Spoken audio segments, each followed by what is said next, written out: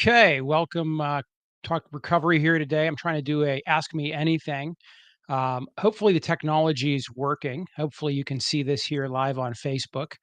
Um, I'm looking into a camera. If I look over at the screen, you'll see my eyes shift over. So bear with me a little bit on that. Today, we're going to talk about recovery and your questions. So, one of the first questions I got that folks posted was, how do we support people in recovery when we're not in recovery? In other words, what tips or things should people who don't have an addiction issue and haven't dealt with these things before be thinking about? That's a lot to unpack. You'll hear people say that addiction is a moral failing. You'll hear other people say it's a disease. You hear other people say they just don't want to quit and that's just all they're going to do. You'll hear other people say they want to quit but they can't. The important part is to understand that most people in addiction are in various stages of their addiction. Some people are just starting down the road of addiction. Some people are in the full throes of their addiction. Some people are trying to get out of addiction. And some people are in we call it the effort stage, where they've just given up any hope of ever getting out of their addiction. And at the moment are hostile to and completely uninterested in anything to do to mitigate their addiction. And so when you're trying to support somebody and help them, people will say, you can use tough love. They'll say you can provide care and support. Some people will say that's enabling. So that's a lot to unpack. So let me kind of back up a little bit and say, here's some thoughts. First of all, the addict has to want to help themselves. So if you're dealing with an addict who just doesn't at the moment want any active help or isn't even willing to help themselves in any way, you're going to be banging your head against the wall trying to help them. What you should do in that stage is not enable them, and not support the habit. Let them know that you love them, that you care about them, that you're available to help them with any needs they may have, when they reach out and want to remove themselves from addiction, and that you're there for any other need they have, but you're not going to enable their habits. Okay, so that's tricky because you want to provide love and support, but you also can't loan them money if they're just going to buy drugs with it, right? Loan them money if they're just going to gamble with it. Drop them off and take them to the bar back and forth so they don't get a DUI. What you're really doing is supporting the habit, right? You've got to let the addict in that stage find their own footing. Now, a lot of times, most people don't spend a long period of time in that portion of addiction, right? A lot of people are in the portion of addiction where they're angry with themselves, they hate their lives, they hate how things have become unmanageable, they hate the position they're in, and they do want some level of help. But figuring out whether that's an addict in that stage we talked about a minute ago lying to you or somebody who legitimately wants help. Well, if they ask for money, the better question is, what do you need the money for? Well, I just need money for food. Take them to the diner and buy them lunch. Okay, that's one of the things we talk about at one of the recovery centers where I hang out. If somebody's asking you for money, you can't give them money. You've got to find out what their need is if you're going to support them, right? Because they may be lying to you, surprise, surprise, to fuel their addiction. And addicts are very good at lying, and so that's where it gets really frustrating for a loved one who's trying to help um, someone who's in addiction and they don't understand it. Like, why is my son lying to me? I thought my son loved me. I love my son. I did all these things for my son, and now my son is lying to me about everything. That's the addiction lying. Your son is the conduit for the addiction, and your child, he or she, is responsible for their own actions ultimately.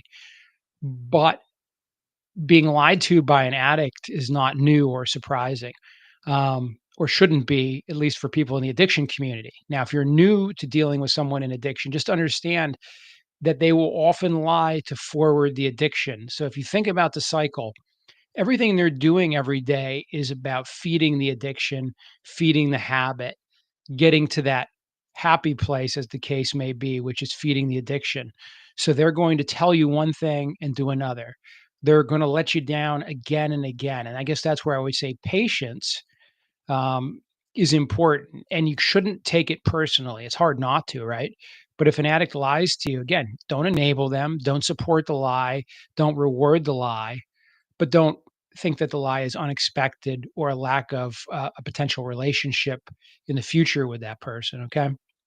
The other way to support them is to make sure that they understand that they are loved and cared about. One of the hard things for addicts, and I know this myself, is when you're in the throes of the addiction, there's a lot of self loathing. And when you don't love yourself, when you're not happy with who you are and what you're doing and where you are, it's hard to acknowledge or accept other people's love.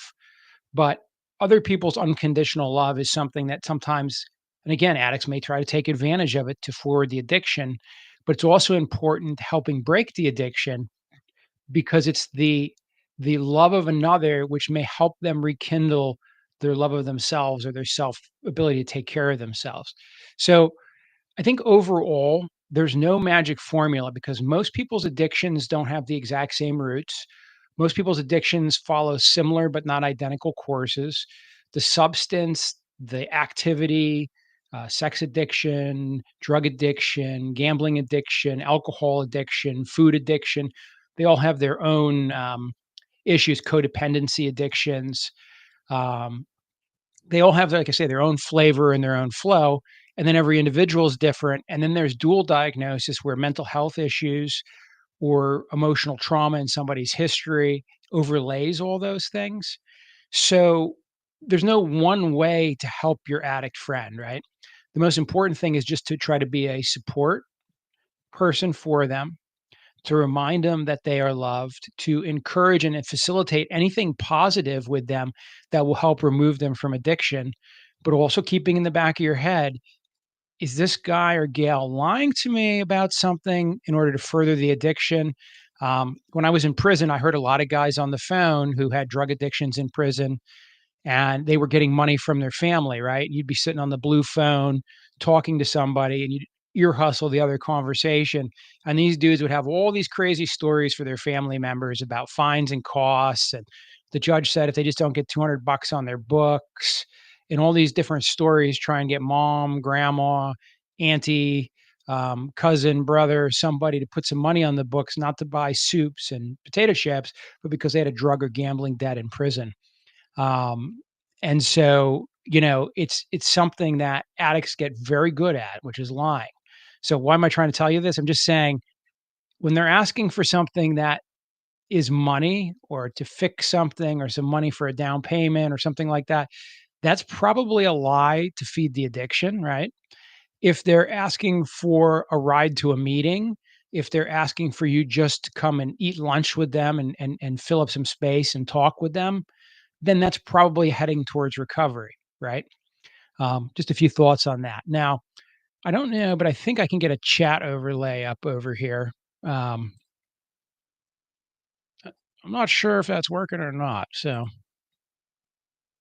if anybody wants to chat, I think I get the um, overlay on here. But anyhow, just trying this new thing out. So bear with me. Um, triggers, tools. Somebody had a question about that, right?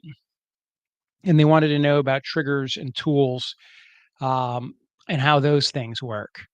And my thought on that is pretty simple. Okay. You know, as an addict, what your own triggers are. You know what things get you where you're going, or maybe you haven't figured that out yet if you're new in your addiction, right? But most addicts know what their triggers and triggering points are. So, for instance, a lot of people use gambling, and I know in the gambling forums we talk a lot about this. They use gambling as a way to de-stress. Okay. Um, they use it as a way to, my husband had a fight with me, so I'm going to the casino. Um, a check bounced, so I'm going to the casino. Not logical, right? But that's an opiate of the mind. And that's the same thing with drugs. So emotional issues can be triggers, financial issues can be triggers. If you have a volatile relationship with a family member, just talking to that family member and having a fight or a disagreement can be a trigger. Hanging out with your posse that does all the bad things that got you into the addiction, the people that do the drugs around you, or your gambling friends, or your alcoholic friends that you go to the bar with. Um, those folks can be triggering in and of themselves, okay? So, people, places, and things, and that's why I threw CBT up here because that's the most powerful tool. If you can identify the people, places, and things that cause you the most addictive problems, right? Then you have to figure out how to avoid those things. So I always used to say to somebody, if every time you go out with your coworkers, you get a DUI to happy hour, it's obvious that going out with your coworkers to happy hour leads to a DUI at this point, or at least it's been how you've gotten all your DUIs. So maybe you're not ready to stop drinking, but you're looking for harm mitigation.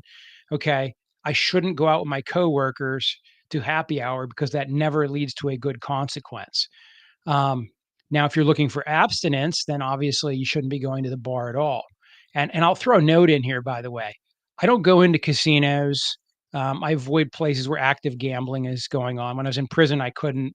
Um, the federal prison, the state prison, the county prisons just have oodles and oodles of gambling going on everywhere. I didn't participate, but I can tell you, it was very annoying that they would have a Texas Hold'em game exactly 5 feet from my cube in the dormitory, or in the federal prison, the main common rooms were taken over with large Texas Hold'em games on a regular basis.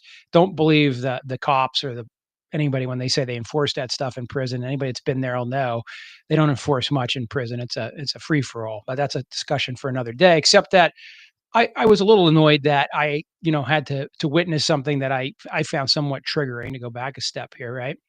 Um, but I did a good job of keeping my eyes off of it and not letting it suck me over there. Find other things to do, focus on reading, focus on TV. Do not go over and watch them play cards, okay? And that's important. Going If you're an alcoholic in recovery and you wanna go out and socialize with your coworkers and they're all going to the bar, um, it's probably not the best place to be. Now, you can rationalize reasons why you need to go, and it may occasionally be an opportunity where you have to go there, right, for a work function or something. But you shouldn't seek those things out, those people, places, and things. If you're a gambler, you shouldn't be going into casinos. You shouldn't be going anywhere that gambling's taking place. In our society now, alcohol is a lot of places. Gambling is now everywhere. I see people placing sports bets, even on their phones in the parking lot at the gas station. I was never a sports gambler, so that's not so triggering for me. But I can't even imagine how people who had sports betting problems operate in this current environment. My advice, again, is people, places, and things. Remove yourself from them and come up with a mitigation strategy to avoid tempting yourself. Okay. And in the 12-step programs, I think they do a really good job of helping with these things as well. Um, Little quick note here. How do I feel about 12 steps? I've done the NA 12 steps, done the GA 12 steps, I've done the AA 12 steps. When you're in prison, there's plenty of time to do lots of steps. I got out of jail. I wasn't really doing anything. I wasn't keeping up with my step work, wasn't keeping up with my meetings. What I've found now that works for me is I don't spend a lot of time on the step work. I don't spend a lot of time on um, extraneous things in the 12-step programs. But what I do is go to the meetings, and I find that those meetings are powerful for a couple reasons. Um, there is a community. Okay, there is a community available to us in the 12-step programs. And when we go to those 12-step programs and we have that community available to us, we get to hang out with people who don't care all the bad things we did because they did them too. Not that it's funny, but you can go to one of those meetings and at the diner afterwards, you can tell somebody some horrible thing you did that resulted in you going to prison or you stole money like I did. And everybody just looks at you and says, "Yeah, me too. Okay. Here's what I did." Or and that sounds worse than what you did. Doesn't matter. The point is they're not going to judge you. And when you get there, you're very welcome. So that community to me is so important. And then also for people with time in recovery, like I have more than 10 years now, be up on 11 here pretty shortly. Um, I think it's important sometimes that I remember to go, not because I need a meeting that night, but because other people there who only have a week in, a month in, or a year in like to see people who have bigger numbers because that's inspiring to them. And I've said this before, I'm impressed by anybody's number. I don't care if it's really small or really big, but I'm most impressed with people with the small numbers because you remember what that's like when you're only 20 days post. Um, you know, one of the things for people in addiction, and one of the questions that was asked of me to talk about right now is being a normal drinker, gambler, etc. Um, People want to be normal, right?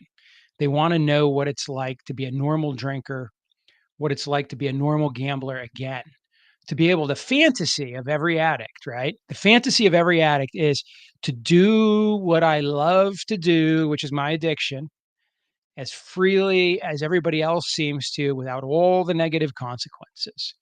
And there's two illusions in there. Number one is all the other people you see doing it don't necessarily not have negative consequences. Okay. Um, so that's fallacy number one. But fallacy number two is you've already proven as an addict who hit some kind of life problem that you had to go into recovery and you had to develop abstinence, or at least some kind of severe curbing of your addiction. You're playing with fire because it's pretty clear you had a problem one time. And so, is there a story of somebody who went into rehab, came out, and then became a casual, successful drinker again? I'm sure they exist, right? Um, but most people, probably almost all people who fall for that paradigm in their head that I've been doing this long enough, I've got control, I can experiment with that.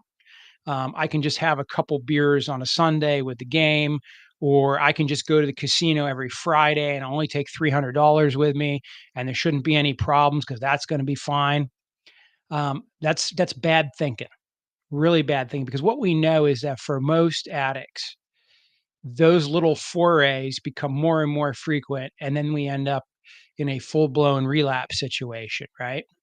So, wanting to be a normal drinker, a normal gambler, a normal addict is a fallacy, okay? There's no such thing for someone who's gone into addiction.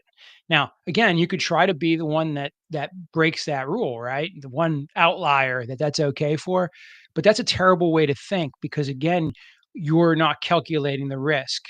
And by the way, since addicts are really good at talking themselves into things and other people into things, that little addict brain is probably misleading you. I used to have clients that would go off their meds and then I'd end up out at a mental health hearing, and they'd go back on their meds, they'd be good for a couple of years, and then they'd decide that the meds weren't necessary anymore because they're good.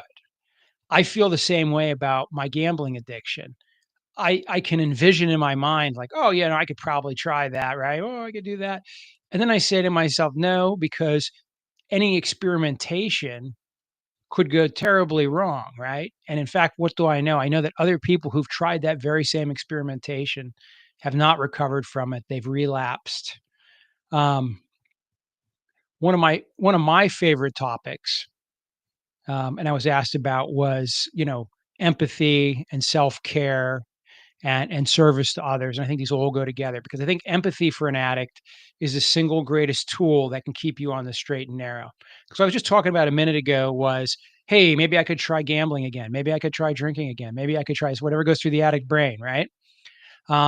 It's an opiate, but it's a different opiate. It's a safer opiate. Those thoughts are you losing empathy for yourself because when you're in your full blown addiction, you don't have empathy for yourself. You don't have empathy for others. You don't care about anything but satisfying the addiction. Okay. So when somebody's in the full throes of their addiction, the hardest thing for them to do is think with empathy. And when they do, it leads to a cycle of shame, right? And that also is difficult because shame becomes self-loathing, self-loathing becomes lack of self-care. If I don't care about myself, then I don't care about others, and if I don't care about myself and I don't care about others, then I don't care what happens to myself or how others feel or how I am feeling, and that total lack of empathy becomes think of it like a tornado that just keeps like a whirlwind that just keeps sucking the addict in the direction of the addiction, okay? As addicts come out and get some abstinence, practicing empathy, service to others, doing service work is a good way to practice helping others and start to develop a sense of how do others feel and thinking about how your actions affect others. And when you get a good sense of empathy, you can think about how your actions make others feel and also how your actions will make yourself feel, being empathetic for that imaginary third person, speaking about yourself in the third person. You've got to take care of that person and other people and worry about how they feel about you and how you feel about yourself. So I'm a big believer that empathy is a good pole star. In other words, the more empathetic an addict is acting and the more naturally empathy comes to them, the farther they are into recovery. I couple that, and I will say this, but I've said this before, but I'll always say it again. I couple empathy with the serenity prayer, right? Because one of the hardest things to do, and we'll go back to triggers for a second, is there are things you can control and things you can't control. If your mother's an asshole or your brother's a jerk or your boss is unfair, those may be things you can't control. And while you can mitigate your contact with those people to some degree, maybe you can't completely because of the family dynamic, the work dynamic, obligations, etc. You can't control the way they are. You can only control the way you react. So if they're your trigger, right, getting that self control and that sense of self is important. Now,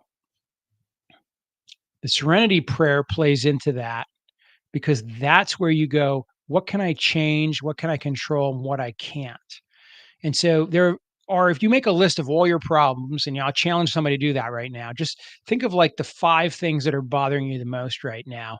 And, you know, maybe some people are upset or happy about who's being sworn in tomorrow as the president. It doesn't matter if you're upset or happy. We don't have any control over that except for the votes that we cast most recently, right? But at this point, it's 4 years of a president you love or 4 years of a president you hate, and that's what it was 4 years ago. Some things we can't control, we just have to figure out how they're going to affect us, how we're going to deal with it, and how we're gonna think about it. Um, and so a lot of times, I have a felony record now, right? I can get upset and say, "Oh, they hold it against me that I have a felony." Sometimes people say to me, "It doesn't seem fair that because you're a felon, you can't carry a gun because you were not." I'm like, "That's just the rules," you know? I'm okay with that. Do I love it? No, but I've learned to live with it and accept the things I can't change, right? I've always got my eye open. If I can change something, I will. I also think that's important. You should change the things you can. One of the things you can always change is how you react to things. And so if you can change the thing, you can change the thing. If you can't change the thing, you can at least change how you view it, react to it, and how you let it affect you. People with medical problems in addiction, there are a lot of people in addiction who have overlaying medical problems or financial problems um, or other serious life problems that are directly tied to their addiction and are the ongoing consequence. And unfortunately, when we get into recovery and we're doing a good job in our recovery, the magic wand doesn't get waved and all the damage we did to ourselves and others doesn't just disappear. Our children are still harmed and they need to heal. Our friends and family are still harmed if we have them left. For some of us, we may never have gotten a chance to talk to somebody important that we harmed and that we would love to see us now in our recovery, right? Um, so you're not going to get closure on everything you want to get closure on. And that's important to understand that again, you can't control those things. You can only deal with them and how you react to them. So, for instance, if your child is angry with you because you were in prison for a long time, and they want to bring it up once in a while, you have to accept the fact that that's fair play, right? I'm fortunate that I feel like my son and I have a very strong relationship. I know it affected him that I was in jail. I'm sure that those conversations will be ongoing for the rest of our lives. Um, but it's something that I can't change, he can't change, and yet I need to be mindful of the harm and damage that I caused, okay? So, I also had a question like, what is addiction and recovery? And that kind of goes back to the beginning, right? What is addiction? Addiction can be defined a lot of different ways. So, for instance, um, there's a guy that's being sworn in, I think, soon to be the Secretary of Defense who says he won't drink anymore if he's sworn in. And I don't want to go all political on you, except to say this: when someone says, I'll quit doing something if, that's usually a sign of an addiction. Um, if you don't have an addiction, you would simply say, "Yeah, I won't do that anymore." Not a if then, right? So if if I get to rehab, I won't do drugs anymore. If you marry me, I'll quit drinking, right? If any ifs, anytime the activity is contingent upon something, it's like a reservation, right? I'm going to quit when the time's right, and when the last bag of heroin is gone, I'm gonna go straight to rehab. I'm gonna quit smoking as soon as this pack is over, okay? The best stories I know are people who when they started their journey of recovery have that story about going around the house and flushing all the junk down the toilet, dumping all the bottles, down the drain because they didn't wait till Monday, they didn't wait till the 1st of the month or the 1st of the year. They said, I'm gonna do it now. And so I think an addiction is something that you're doing repeatedly that you actually can't control very well, but more importantly, has made some aspect of your life unmanageable. Okay. So now you can trade one addiction for another.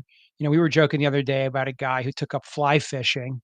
Some other guys out in recovery I was talking to, and he's like on his third $1,000 fly rod, and the joke is, he's not buying drugs anymore, but now he's wasting all his money on fly rods. Is it making his life unmanageable? I don't know. That's for him to decide, right?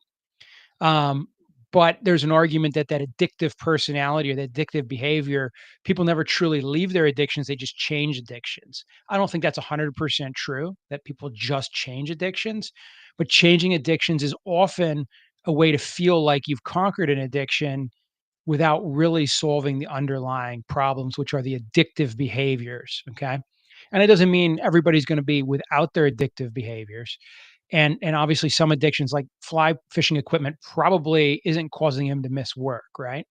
It's probably not rotting away his liver, those sorts of things. But on the other hand, it could be causing severe financial problems. And there's a shopping addictions, very severe thing. Well, gambling addictions are the same way. In fact, part of the problem with shopping addictions and gambling addictions is there's no physical harm present for most of the addiction. Now, in the throes of mine, I was staying awake for days at a time, probably drinking excessively while I gambled.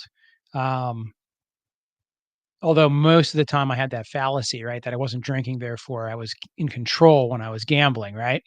But my point is, a lot of times those kinds of addictions don't have a physical toll, right? So if somebody's drinking heavily and passing out, or is on drugs and is showing noticeable physical depreciation, that sometimes helps them with a dry out period, right? They end up in the hospital, they end up in a rehab, or third party discovers it because it's so physically obvious, wraps their arms around them and restrains them from the addiction for a little bit.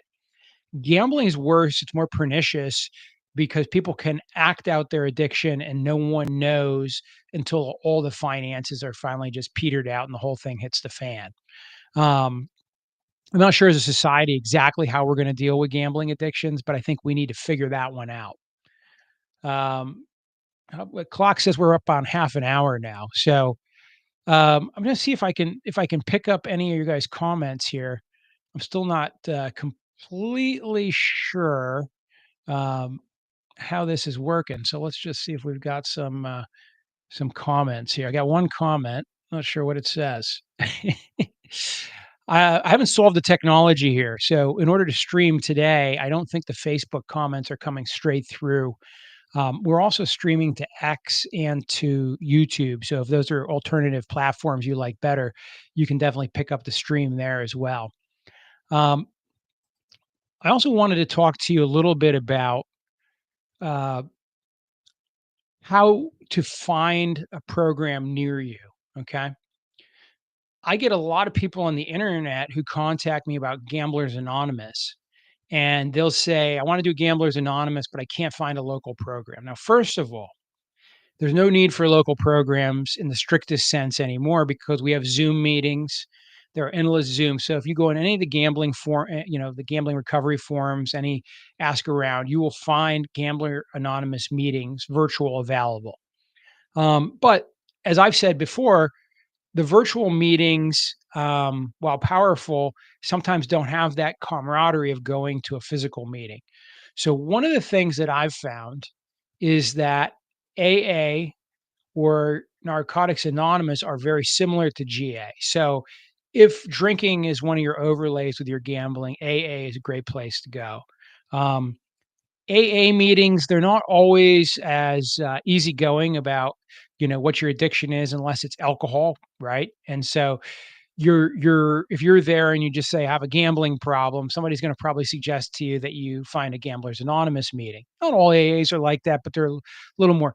NA, because Narcotics Anonymous basically defines a little bit more broadly what the addictive substance or behavior could be, and they just find the addiction to narcotics and alcohol generally. So alcoholics, for instance, can go to Narcotics Anonymous. Um, Most NAs will welcome someone with a gambling problem as if they were, having a drug or substance problem. And so if you live somewhere where you can't get to a local GA, I would recommend you do the online GAs and then find a local NA just so you can go get the recovery hugs, meet the people who've had the similar problems where their lives have become unmanageable, maybe not from gambling, but from narcotics. And by the way, Narcotics Anonymous, Alcoholics Anonymous, Gambling Anonymous, any of the anonymous meetings are usually great for anybody to try to get to because of that community, that camaraderie, that closeness that you can feel and the non-judgmental. If you end up at one of those meetings and you feel that somebody was judging you or is being judgmental, you're probably at the wrong meeting. Okay. No, every meeting and every home group can do their things a little bit differently, but generally speaking, you should feel welcomed. Also, you should be careful um, when you go to those meetings to watch out for, we'll call them the meeting predators, right? There's a kind of a, I hate the term, they call it the 13th step, and that's a thing where somebody at a meeting, usually an older man or woman, sort of is a predator of the new people, right? So be mindful of that. The people who are supporting you don't need to meet with you alone. They don't need to cleave you off from the group. Okay, hang with the group and the group proper. Um, and usually, again, that's not a huge problem, but it's a real problem in the community because people have addictive personalities in recovery, and the predators know that people are usually at their lowest moments of self-esteem. They do tend to gravitate towards that. So if someone is trying to single you out or offering you special attention, you should probably talk to somebody else in the group to understand better who they really are. And again, most of the time, it should always be a group event. Okay. Until you make friends and you're familiar and but when people join these, especially NA and AA and GA, when people come out for the first time, a lot of times their life really is terrible, right? Because they've hit some sort of bottom and now they've ended up at a meeting. We do end up with people at the meetings who come in from the rehabs and the jails, or like the halfway houses.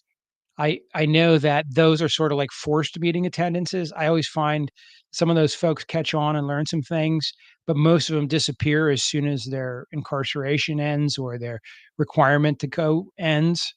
Um, if you've done that before and you are listening to this, go back.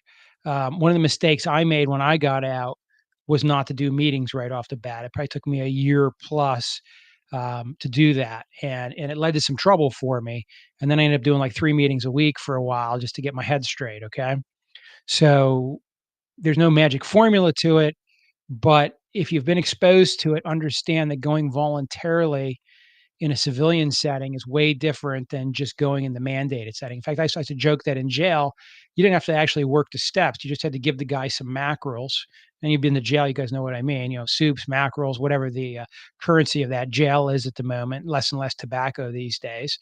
Um, and your sponsor would sign off on your steps, right? So, my thoughts on that,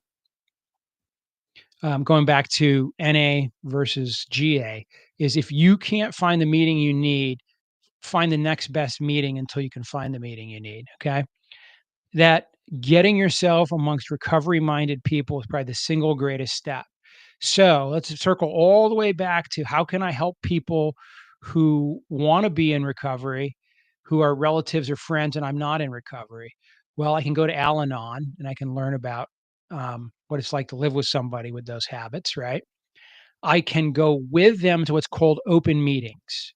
So there are closed meetings and open meetings. So if you can find an open AA meeting, an open NA meeting, an open GA meeting, then the addict and the non-addict both can go. Only the addict talks if they choose to, but the non-addict can lend support and be there for accountability, but also to hear people's stories because that will expose you to a bunch of additional information about addiction and other people's experiences, and maybe sometimes help you understand that your son, your daughter, your husband is really not an abomination or a one-off. They're actually pretty normal addicts, all things considered. Now, that's great news, right?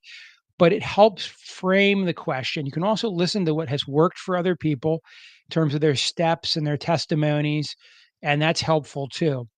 And it also shows your support to the addict, right? Reminding them that you're willing to go with them and take an hour out of your night or 2 hours out of your night to go to an open meeting. So, open meetings are a very powerful tool for somebody who has a friend or relative in addiction and they want to help them and they want to learn more about it. Ask to go with them or invite them to go to an open meeting with you. You can't go to too many meetings as an addict, by the way. A lot of times they want you to do 90 meetings in 90 days. Part of that is accountability and abstinence. And so, again, if you're trying to support somebody in this, remember that the longer a person can go abstinent from the addiction or the substance, the more likely they are to get their shit together, for lack of a better term, and make their recovery more meaningful or more likely. If a person is relapsing periodically, quickly, and not drying out, their brain is not healing. A lot of times when people have been in an addiction for a long period of time, their thought processes, the way they view the world, their decision-making trees are not just mentally impaired, but they're physically impaired as well. And you need to let that addict brain detox. And the more time that goes by, the more likely they are to make better choices, but also to function better at work and function better in the family structure, etc. So some abstinence periods and dryouts can be very important, kind of jump starting this. And then the accountability of having to go to a meeting every day means maybe I'm not going to get high, maybe I'm not going to drink, maybe I'm not going to gamble because I have to tell these guys. I mean, I don't have to tell them, but I'm there and I would feel awkward. That doesn't mean it works for everybody. We all know that people have shown up to the meetings fresh off their addiction, or heading out from the meeting to go do their addiction. Um, so it's not automatic, but it's very helpful. So again, if you have an opportunity to work with somebody who's in addiction or you're in addiction yourself, remember that those initial periods of abstinence can really set you up for success. Um, and that's again why I say those big numbers are impressive, but it's the people that make it 30, 60, 90, 180 to their first year because you're still in the full throes of your damage. You're still addled by what the addiction has done to you physically and mentally and psychologically. Um, you're prone to go through periods of euphoria because life is better, and then a bill slaps you, or life isn't better, and what's the point? So that tumult of that initial period is most important. And so anyone listening who's early in your recovery, just remember it gets easier, it gets better, it gets simpler, but it never gets simple. Okay. So be mindful that the longer you can put between you and the addiction, the more likely you are to keep that, right? And now relapse happens. And there's this big fight in the recovery community, and I could probably start a war by just posting there's no such thing as relapse, or relapse should never be part of recovery, or one of those sorts of things that people say. And so some people think that relapse is part of recovery. Another part of the community says acknowledging that relapse is part of recovery, or saying that it is, only encourages or gives permission for relapse. Other people will say, well, if relapse isn't part of recovery and somebody relapses, they may feel such a failure that they may not make a second attempt. So saying that relapse is part of recovery helps people who did relapse but want to make a second attempt. And other people say, yeah, but that also teaches them that it's okay to relapse and that maybe they can have another relapse and a fifth relapse. What I know from when I was a lawyer and working with drug addiction and drug addicted clients, before I was really in the throes of my own addiction and before I was cognizant of all the things I know now, what I did know is that for many drug addicts in rehabilitation and even in steps programs, relapse is fairly normal. And it doesn't mean it's part of recovery, okay? We can fight that all out, but the reality is there are relapses. And if you have had a relapse, there's nothing fundamentally that says you're not on the right track. To me, anybody in recovery who has come forward and said, I want to stop, is already on the right track. So sometimes in the forums, like the gambling forum, somebody will post, I just had these losses and I need to tell somebody and I haven't told anybody, but I at least want to tell you guys what's going on and I just want to stop gambling. And I say to them, that's the first step. You just said, I want help. I want help. That's the first step in recovery. Okay. So what is recovery? 'Cause we talked a little bit about addiction. Recovery is the process of going from I want to stop and I want help to I've stopped and now I'm figuring out how not to go back. To me, that's what recovery is.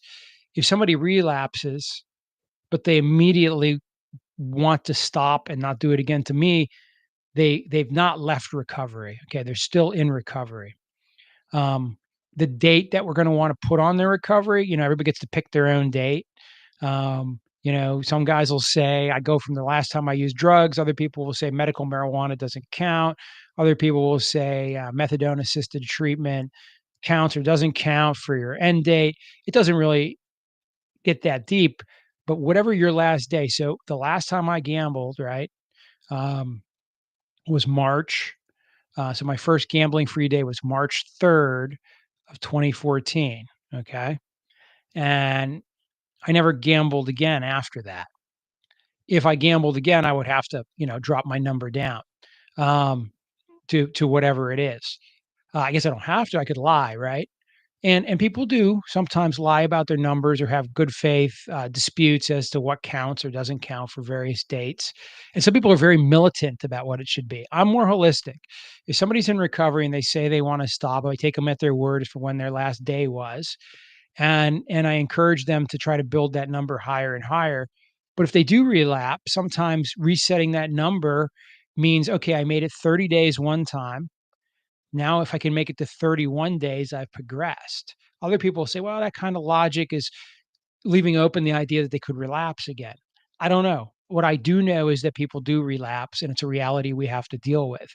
So the semantics on it are fought out all the time on the internet, occasionally in meetings. Um, but to me, anybody who wants to recover and says they're trying to recover and give up their addiction and has even a few hours clean is in recovery. That's how I view it. Okay. And remember, there is a lot of different ways of viewing recovery. You have psychologists, psychiatrists, and doctors who work in this field. You have counselors and social workers and certified peer specialists and all kinds of people who work in this area as well. And every one of them has different trainings and ways of looking at things. And then you have people who have no formal training, but have been acting in 12-step programs and helping many people complete the steps and sponsoring successfully over the years many people and have built out and helped run the 12-step programs at the regional and national levels. Everybody has slightly different theories and philosophies, on what recovery is or how recovery should work. The thing I think that I preach to people, if I preach, is find what works for you. Experiment with as many different forms of recovery as you can get your hands on. Don't need to try one and then try another. We know something, for instance. We know that if you're seeing a therapist and doing any kind of rehab or therapy and you combine it with a 12-step program, your likelihood of relapse goes down. Okay. So we know that the more things you combine in terms of legitimate therapies, psychological interventions, medical interventions, rehabs with 12-step programs, or other similar community-based support programs, the better the outcomes. So logic simply dictates figure out what is working for you and then add more. Now, obviously, some people say, "I don't wanna have to go," or people ask me sometimes, like, "When do you get to stop going to meetings?" The answer is you can stop going to meetings whenever you want. The question is, how will that affect my recovery, right? So for me, I find the meetings are very grounding, and they're a very good way to remember where I was. It's easy to forget, 10 years out, 11 years out, a couple years out of jail now, just how bad it was, right? I mean, I don't think I've forgotten yet, but I go, and then sometimes, by the way, when you're feeling kinda mopey, like, "Oh, if I could have my law license back, or if only this or only that, and I can't believe ended up where I did." And then you go to the meeting and you realize, that the other people had it a lot worse than you did, way worse, and they didn't have the support structure, and yet they've cobbled back a life, and you realize, how blessed you really are. So the meetings work a lot of different ways. Um, I hope this AMA has been useful. Post in your If you're watching any portion of this after it's not live, post your questions. I'll answer them online. What we're going to do going forward is I'm going to try to start bringing some guests on here. So this is like day one of the technology. Okay, we're going to get a little more advanced, and we'll start bringing some guests in, and maybe doing some interviews. So if you have a recovery story, if you're a recovery professional, you're a person in recovery, or you're a person who is close to somebody in recovery, and you want to come online with me and talk, and maybe be heard by all 12 people that are listening. It's a little better than that most of the time, but the point is, if you want to come on, let me know. Just post something or send me a direct message. I'm going to start building out a guest list, and we're going to start doing maybe some lives with guests, but also maybe some pre-recordeds with guests as well. With the pre-recorded, we can be a little more free range and then cut it down to probably what's interesting. And then I'm also thinking about maybe doing some lives, like you come on for an hour, hour and a half, and then we'll cut it down to a half hour podcast. So if you want to come on and talk about your recovery matters or things that are important to you in recovery, I would love to have you do guided conversations. I'm probably not the world's greatest interviewer, but we'll figure it out as we go. And bear with me as I keep adding to our tech stack here, because I want to make this as good as the Joe Rogan experience, right? All right. Thanks for listening.